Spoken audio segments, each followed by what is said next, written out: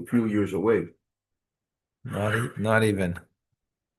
All right, welcome, Chumash and Rashi, the Torah portion. Parshas Boy, a new Torah portion, the third portion in the book of Shmois of Exodus. Last week we had 7 plagues. This week we'll have 3 plagues, and more importantly, the final Exodus of the Jewish people. Let's get right into the story.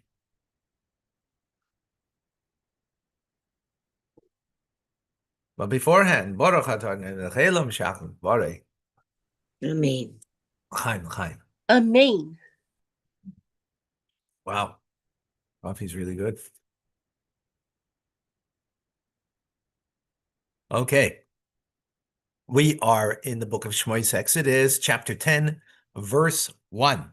Vayomer Hashem el Moshe, and Hashem spoke to Moshe, boy, come. Which, by the way, is interesting, meaning come to Paro. Rashi doesn't pick up on it, but on the simple text, for whatever reason, it's on a, what do you mean come to Paro? Go to Paro. Right? He doesn't talk about that. He doesn't talk about it. Yeah, he doesn't talk about it. Yeah. He doesn't bring it up. Right. The truth is we've had that expression in the previous portion already, I think 2 times.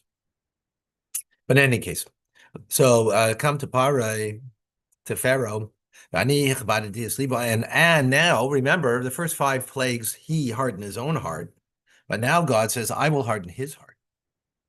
And the heart of his servants, in order that I should place which means my signs, these of my signs, amongst them, in his midst. Rashi in number 1, and Hashem said to Moshe, come to Parai, and warn him. Right, in other words,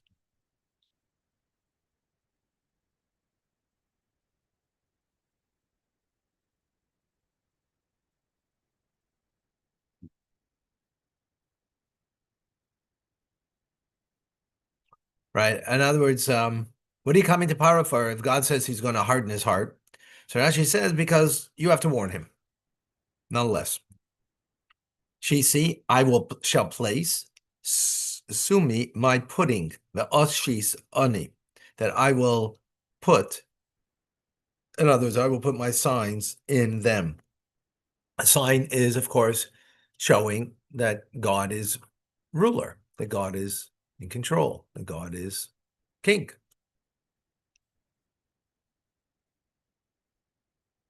And why is he doing it? Ulaman continues verse number 2, and in order to saper, that it should be recounted, that you should recount, ba'azne bincha, in the ears, I'm giving you a little translation, right? You might not see the translation this way.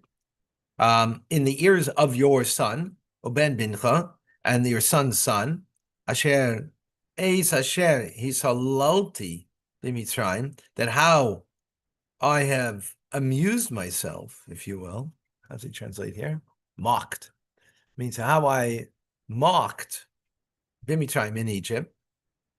And my signs, Asher Samtis b'am, and my signs that I placed amongst them, v'idaitim, in order that they should know, Ki ani Hashem, that I'm God. And others, this is interesting. What is this telling us about Pesach Seder, right? There's a kind of a loose reference to it over here. Yeah, right? Future generations that you should tell, in order that we should remember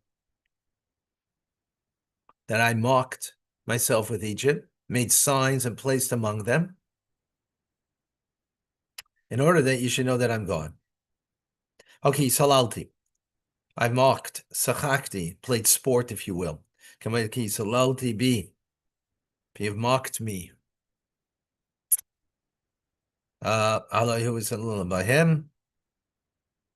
Abba Mitzrayim, that was just reference to Egypt. Ein Lashon Poel L'Malalim.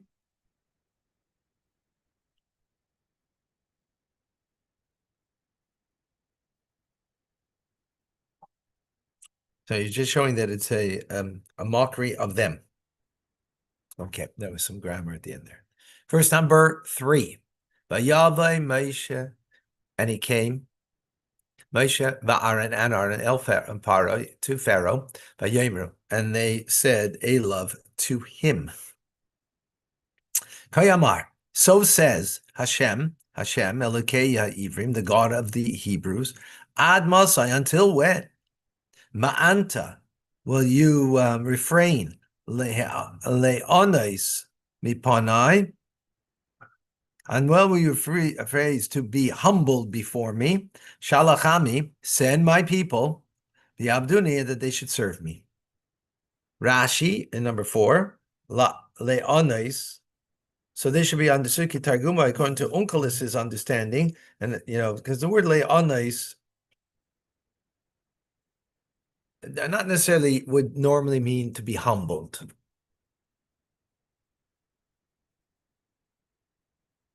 Because it comes from the word, it comes from the word le'onos. In context, it means humbled. Because the word, it's the short, the root of the word, as Rashi says, these no'om, v'himi gives us ani, is from the same root as ani, which means poor. So God is saying to Pharaoh that you're refusing to become poor and lowly before me.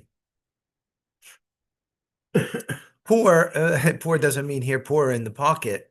Poor means as Onkelos translates, in a sense of humility, right? As poor people are humbled people, usually because of their circumstance. They feel humbled. Right? They have to put out their hand to ask for a donation. That's humbling because of poor. So they come together. Okay, verse number 4. For if you will refuse, the shaleach to send this ami, my nation, hine mevi, behold, I'm going to bring machar tomorrow, arbe locusts, bigvulecha, in your borders. No Rashi. 5. Bechisa, and it will cover. Chisa means to cover. As ein haaretz, the eye of the land, which means the sight of the land. In other words, all that you will be able to see of the land will be covered with locusts. And you won't be able to see as haaretz, the land, and it will eat, consume, as yeser, the remaining hapleta. Yeser, the actually both words are kind of like.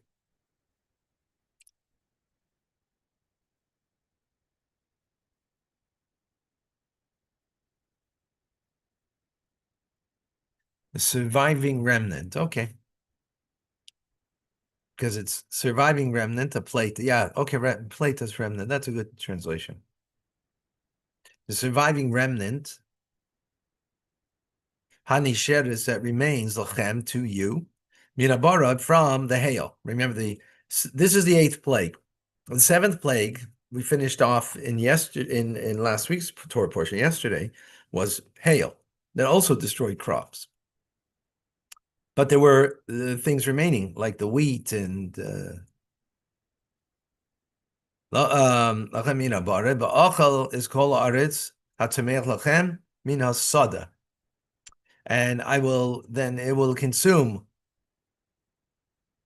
all of the trees that grow for you in the field. Okay, Rashi, and number 5. As ein haaretz, the sight of the land, as mireh haaretz, mean the view. Lo yuchal, and will not be able.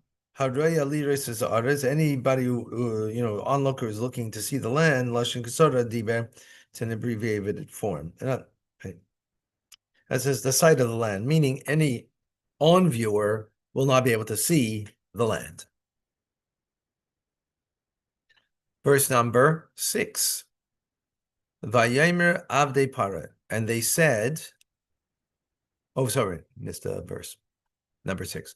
Omaloi batecha, and these locusts, they will fill your homes. Obate kol avadecha, and the homes of all of your servants, Obate kol Mitzrayim, and the homes of all of the Egyptians. Asher loy ra'u avesecha, that which, in other words, what's going to happen over here. This is that your fathers, the avos avesecha, and your father's fathers, meaning your grandfathers, loy ra'u, they didn't see. They never experienced this. In other words, miyayim heyosem, from the day of their being, ala adama, on the earth, adayem hazeh, until this very day. Right. In other words, they never experienced something like this. Vayomer avdei pare. Oh, sorry. Vayifen v'yetze min pare. Vayifen, and he turned, and he went out from Pharaoh. Okay, no Rashi. 7. Vayomer, and they said, avdei pare, the servants of Paro, Elav, to him, meaning to Pharaoh, right? Ad Masai, until when? He has said, will this be lanu for us, lamaikish, for a snare? Like, how long are you going to snare us for this? They're going to, tied up in this. Shalach is an Oshim. Send the men. Send them out. V'yavdu is Hashem alekechem, and they'll serve the Hashem, their God.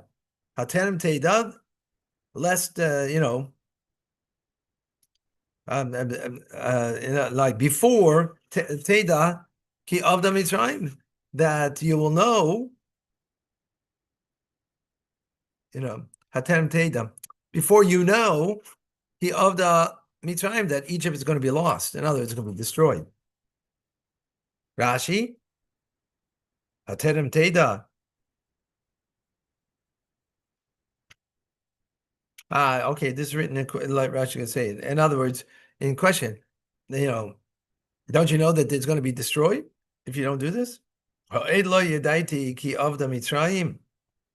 Don't you know, and don't you realize that Egypt is lost?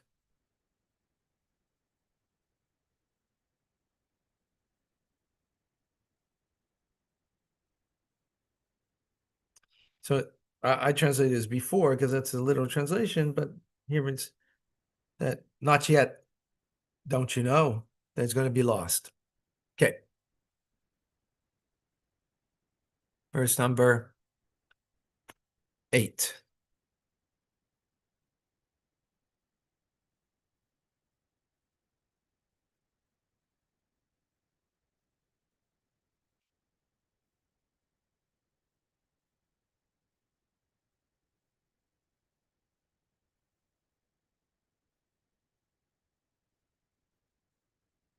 The Yushav means they were returned. As Moshe va'Aaron. Moshe and Aaron were returned El Paro. Rashi will pick up on that. In other words, Moshe and Aaron didn't return on their own. They were returned.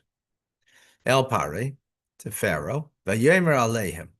And Pharaoh says to them, L'chu, go, v'yivdu, and serve, es Hashem alekechem, Hashem your God. Miva v'macholchim. But tell me who's going. Which are the ones that are going? Rashi number 8. Vayushav. Right? They didn't come on their own. Hushval yedei shliach. They were returned by a messenger. Not, it doesn't say they returned. They were returned, right? Because the Egyptians sent after them, and they returned them to Paro, to Pharaoh. Verse number 9. Vayomer Moshe. So Moshe now is responding, and he says, Bin Areinu, with our youngsters, Vizkanenu, with our elders, Nelech, we're going to go. Bivanenu, with our sons, Bivanesenu, with our daughters, Vitzainenu, with our flock, Vivikarenu, with our cattle, Nelech, we will go. Ki Chag Hashem Lanu, because it is a festival of Hashem for us. No Rashi. Rabbi. Yeah. What Yes. did they do about things that grew in the ground? Because Meaning? there was nothing left. The locusts ate everything. So they only brought meat for they only brought their cattle for which they had meat. but they didn't have anything else besides that. Where did So- they get their wheat from? Very good. So we saw earlier that Hashem made a separation between the Jews that were living in Goshen. Well, no, And what the happened locusts to didn't them? Go there, right? Right. I forgot about that. Yeah. Right. That's a simple understanding. Yeah. Okay. Verse 10.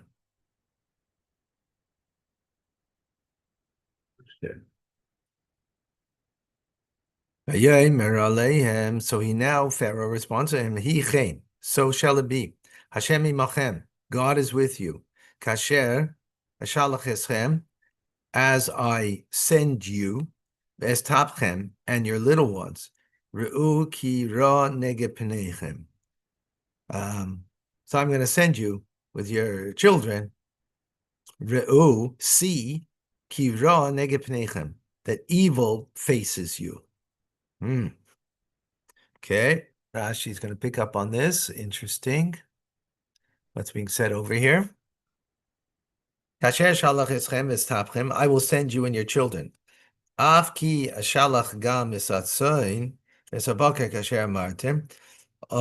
the more so that I will send the flock and the cattle as you said.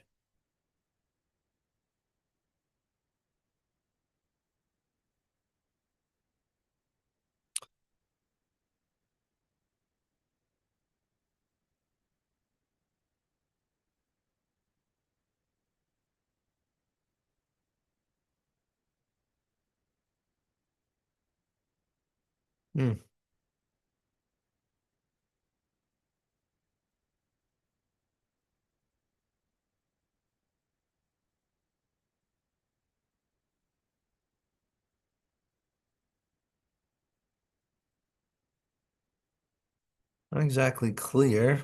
I'm going to understand what's going on over here. Oh. In other words, you're going to need, the commentators are trying to explain Rashi over here. In other words, you're going to need a lot of divine protection. Take out children, take out your even your cattle and everything else, and so on and so forth. Let's see how that ties in with the next point. See the evil that faces you. Ketargumai, Onkelos explains it, to mean the evil that faces you. In other words, you're going to take your children, you're going to take all your possessions and everything. Oh, you're going to be facing a lot of challenges and evil, right? Oh, Midrash Agada Shemaiti, but the Midrash explains it differently that he heard. There's a star that's called Ra'ah, right? As in the verse says Ra'ah, which simple meaning means evil that faces you, but the Midrash explains it to mean a star that is called Ra'ah. Amar Lahem. So Pharaoh says to Moshe and Aaron,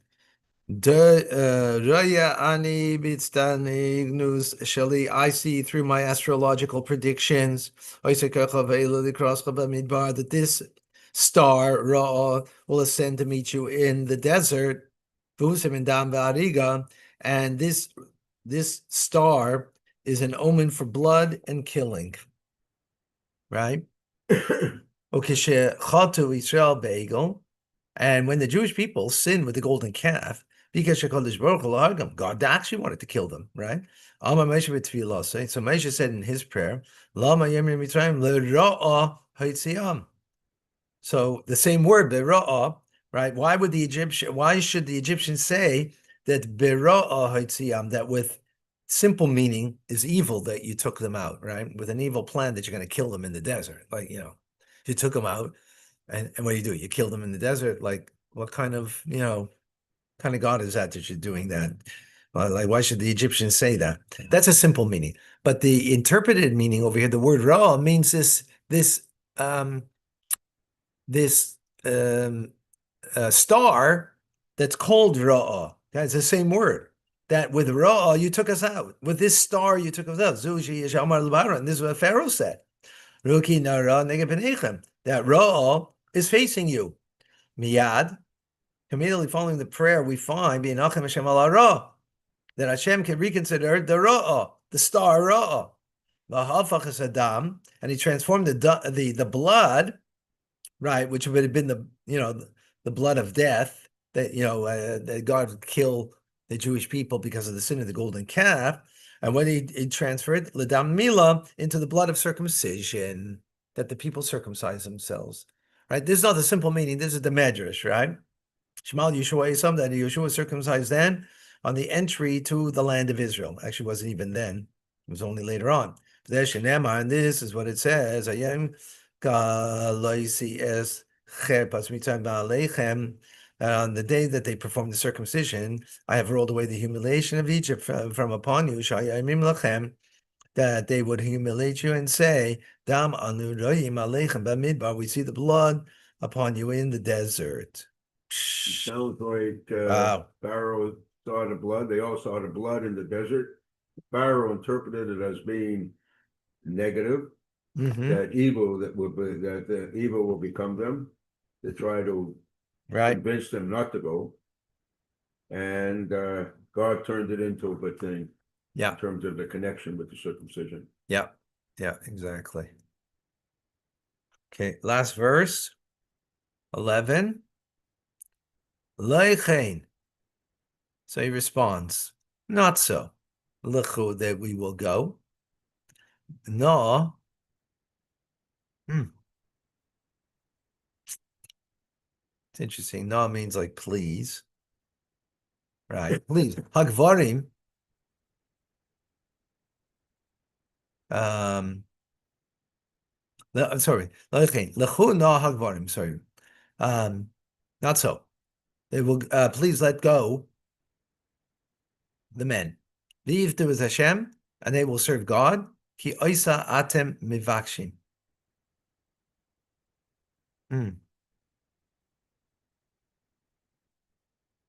Because this is what you request. Interesting. Vigash hoisam meis b'nei parai, and he drove them away from Pharaoh's presence.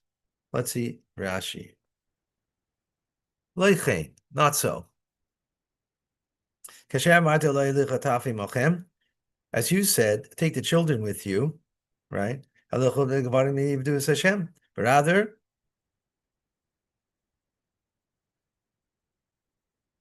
oh, 1 second.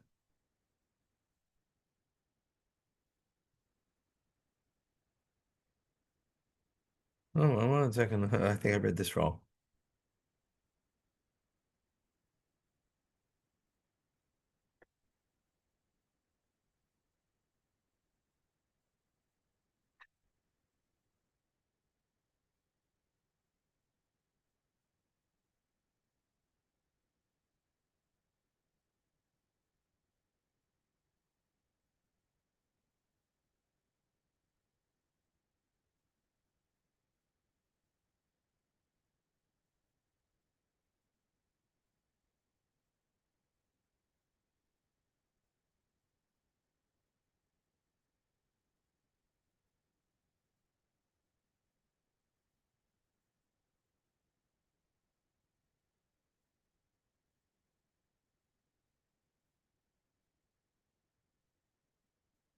Okay, no, so actually I'm saying Pharaoh's continuing his saying. I read it wrong. Not so, Pharaoh is saying, right? He's continuing. That you will send the men. As you're asking, Ivdus Hashem. Sorry, let the men go. You want the children to go? Rashi will say, like, what children have to do with serving God? Ivdus Hashem Elokeichem, to serve God.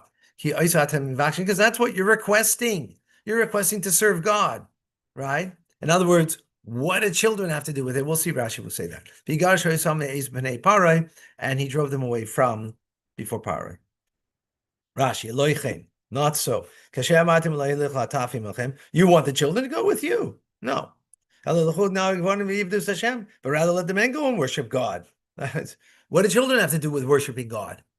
Let the men go. That's what you want. In other words, you're going to hold on to the children. Obviously, they're going to come back, right? Because that's what you request. The children. Huh? They're not going to leave the children. Well, no, this is what he's saying, Pharaoh, to do that, right?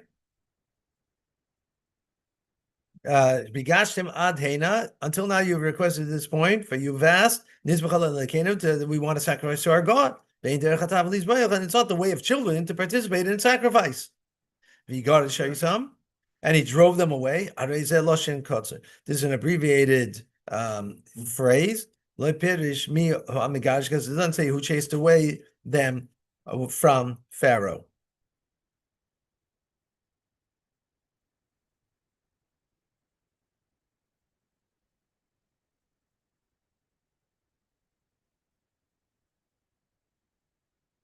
Right, because the verse says, but you got to show some amazement.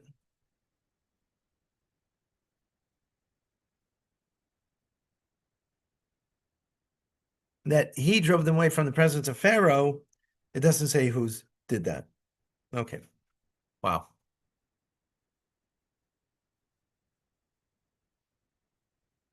Let's just take a brief moment and see if we can. Thank you, Rabbi. 1 second. Let's take a lesson over here. All right. Hold on. Just want to add something here You want to add something? from the Rebbe's teachings. The Rebbe's teaching? Yeah. Okay.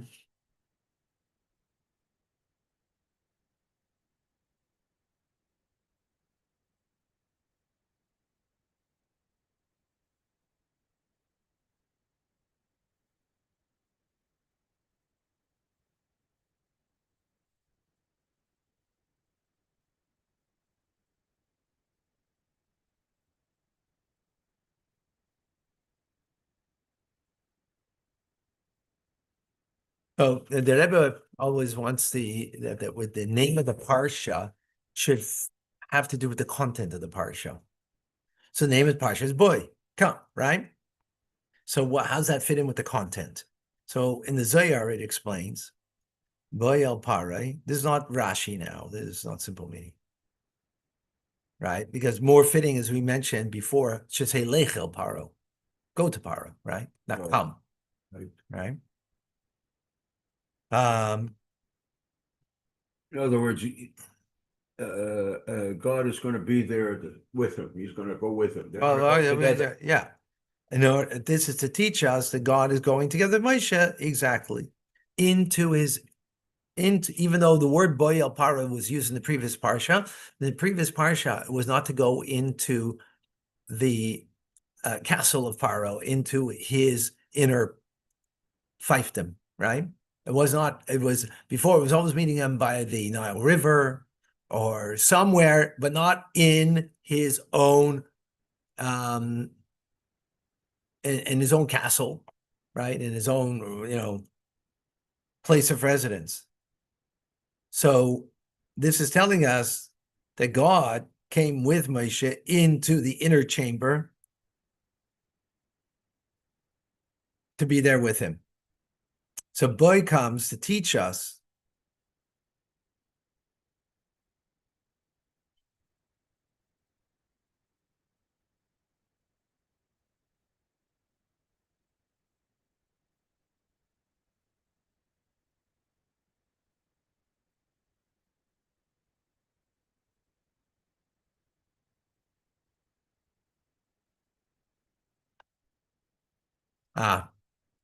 when you say go.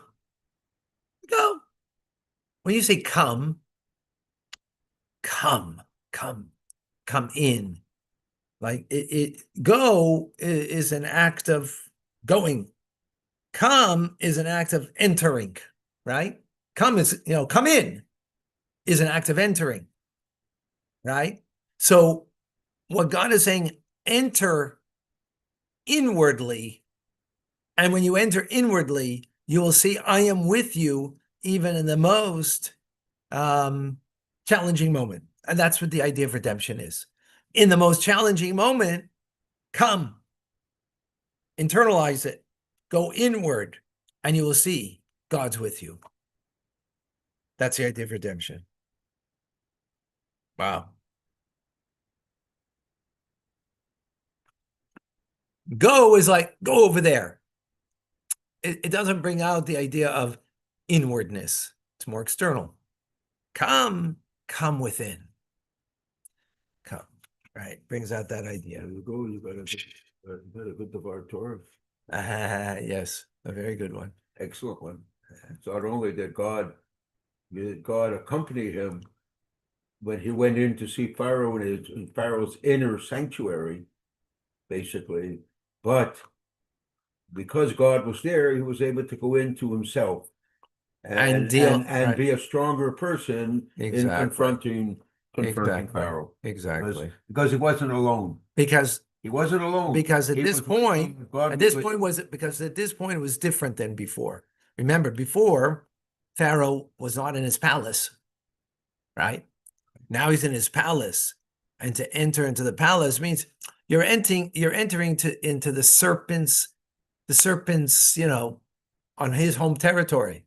On his home territory, he has a power, right? He has an extra power, right? Like when you're playing the home game, Right. you have extra power, Exactly. right? So he's coming in there. So that was something that was, more of a challenge.